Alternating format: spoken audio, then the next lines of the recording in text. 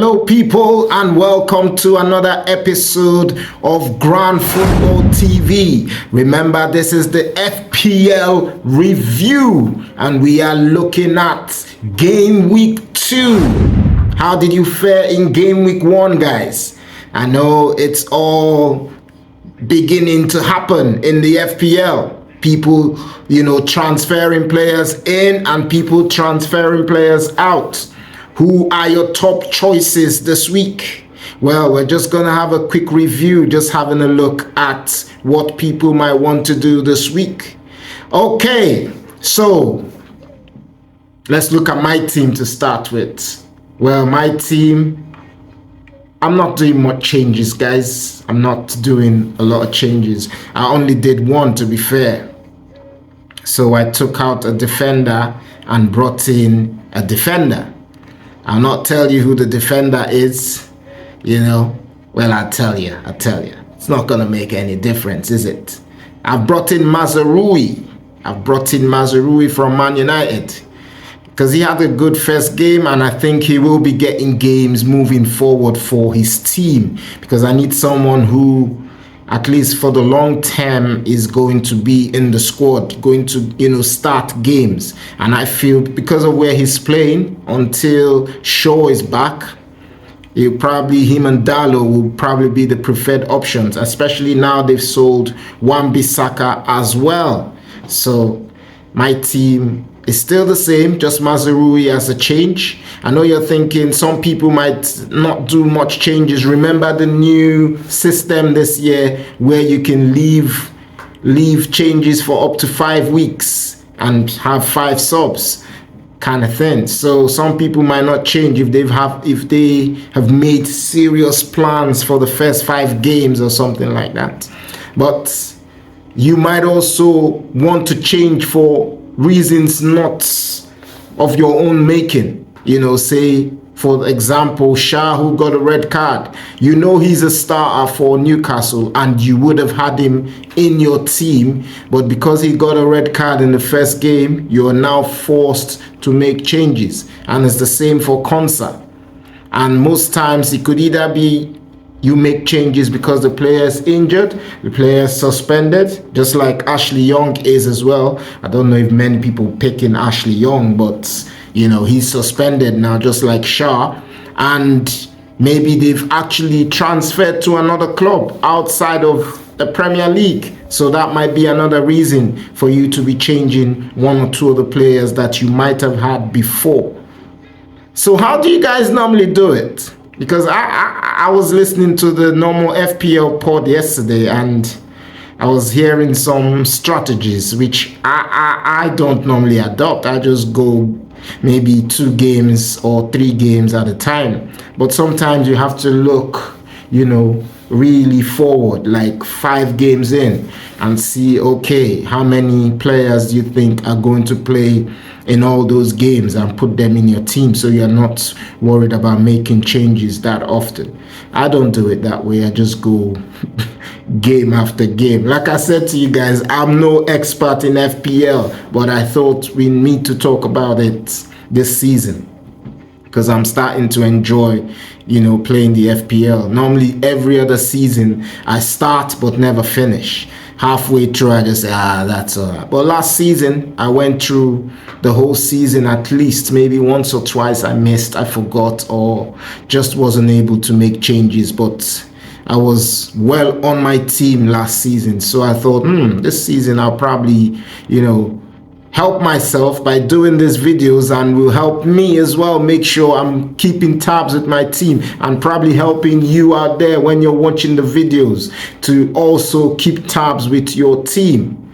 Okay, let's look at the full squad now. My full squad: Alisson Becker still in goal, Mazraoui, Virgil, Martinez, Donk, Salah, Garnacho, Odegaard.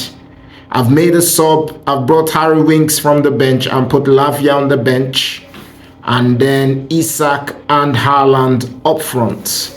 So that's my team. I mean, I might still change it because it's I've still got a couple of, well, at least nearly 24 hours to make a change. So I might still change it. I might leave it as it is, but there's a possibility this will be my final team for game week 2. I mean, I'm not too confident about one or two other players, especially the likes of Martinez now, Brighton. I know they were lucky against Fulham where they didn't concede and Martinez got decent points, but are they gonna keep a clean sheet in this game? I'm not too sure, but I'm just hoping he has a good game and maybe gets an extra point, and if possible get a clean sheet. That would be good. But for my predictions, that's not. Watch out for the predictions video as well, because we've talked about all the games and what we think the scoreline's gonna be. Me and Finn, we're talking about that one, so that will be a good watch. Look out for that video as well. Yeah, so that's my team. What are your top picks? Who are your targets? Who are you taking out of your team? Let us know in the comment section. Because like I said, I only took out one player and I brought in Mazraoui. I'm trying to remember the player I took out now. That's bad, isn't it? Yeah, I took out one player. Just Mazraoui is in. Just have that at the back of your mind. Mazraoui is my player in. Oh, I took out Digne, I think. Digne from Aston Villa. I had him in my team and I've taken him out. He was on the bench anyway, so I took him out and I brought Mazraoui. I've still left Timber on the bench because I feel games going forward he might start games, so I've left him there just in case they bring him back. Okay, there's a little topic I want to talk about. Game week 2. Who is your captain? Who are you making your captain for game week 2? Is it Mo Salah again? Or is it Erling Haaland? Or is it Isak? There are other shouts out there for captains for game week 2 because we have Solanke, who's playing at home. He might be a good captain for game week 2 because they play Everton, who haven't been good this season. Well, in the first game, they weren't very great in the first game. You might want to go for a Fulham player, Muniz maybe, because they're playing Leicester. You might want to go for a Villa player. I know they're playing Arsenal, but you might fancy your chances with the likes of Watkins getting on the score sheet, which I hope he doesn't, and the likes of Duran getting another goal in as many games, but you never know. Chelsea, do you want to get a player from Chelsea, to bring into your team? I'm not sure. Wolves, I'm not sure. The only sure ones are the likes of Liverpool and Man City. Erling Haaland. You know what, guys? This week, I'm still not sure yet. Do I do the triple cap? Or do I just do the captain? Because you're sure he'll probably get goals against Ipswich.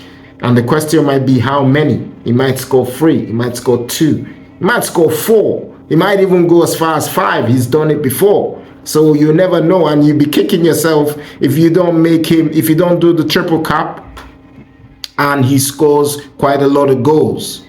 Because this season, you know how normally every season we have like a double game week where one team is playing more than one game in 1 week, and especially if it's the likes of Man City and you want to pick Haaland, you say, oh, because they have double game weeks, Haaland will probably play both games and maybe score more goals from the 2 games. But this season it's slightly different from what I've heard, because there won't be that many double game weeks because of the way they've structured the FA Cup this season. So you might be best going now that you think this is a game where Haaland would probably score. And remember, he's told us that he's had a very good preseason. He's very ready. So, and he scored in the first game, albeit against a tougher opponent than Ipswich, I would imagine. So this game, he might just bang in goals.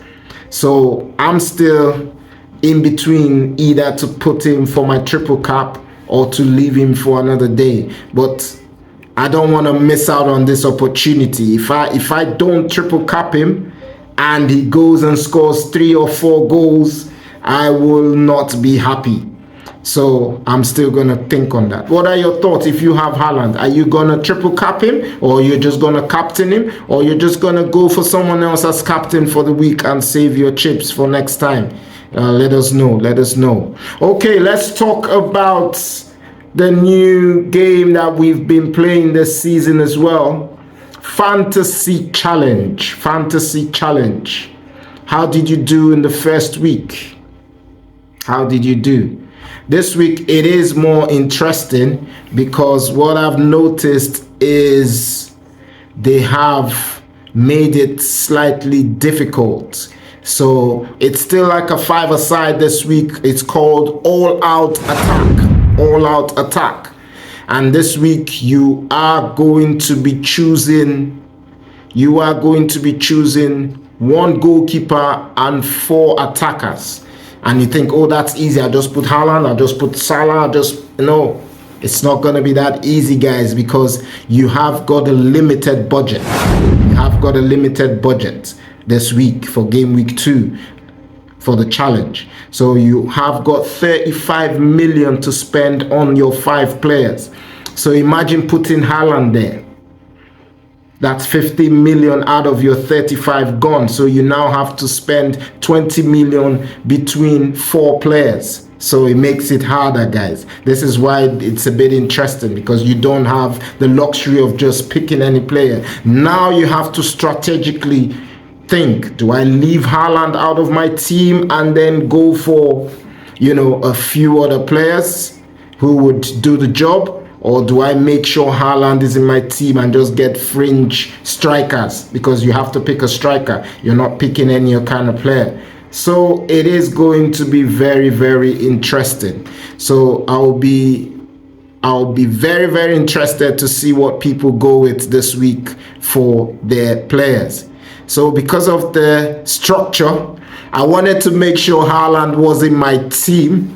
So I bought very, very, very cheap strikers who I think could still do the job, who I feel can still do the job. So I've gone for Haaland, spent the 15 million, and then I put Welbeck, who had a good first game. He scored, and he's playing Manchester United. He might score again.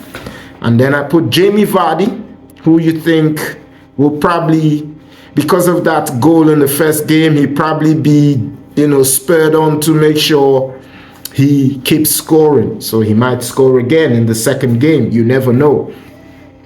Then I've gone for another striker at Bournemouth, Jebison. I don't know much about him, but because he was 4.5 million, that was the least, that was the most I could spend after buying all these other players. So I had to go for Jebison. I don't even know if he's going to start. I hope he plays some part in the game, so at least I get some points. And then in goal, I've gone for a cheap goalie as well, in Jason Steele of Brighton. I don't even think he started the first game, to be fair, for Brighton, but I've gone for Steele. I'm hoping he plays against Man United. I'm hoping these players give me points, but this is not my final team, guys. I might still change it, because the good thing about fantasy challenges, you have till the player actually plays. So I might still change 1 or 2 of the players who I've put, but I might not have that many options unless I take Haaland out and make sure I get someone else who I feel can do the job at a cheaper rate. Yeah, let us know in the comment section what you're going to do this week for your FPL challenge, game week 2. It's called All Out Attack. So it says goals are what? Double points. Wow. And your squad may only contain 1 goalkeeper and 4 forwards. 1 goalkeeper and 4 forwards. So if you pick a striker and he scores, the goals are what? Double points. Wow.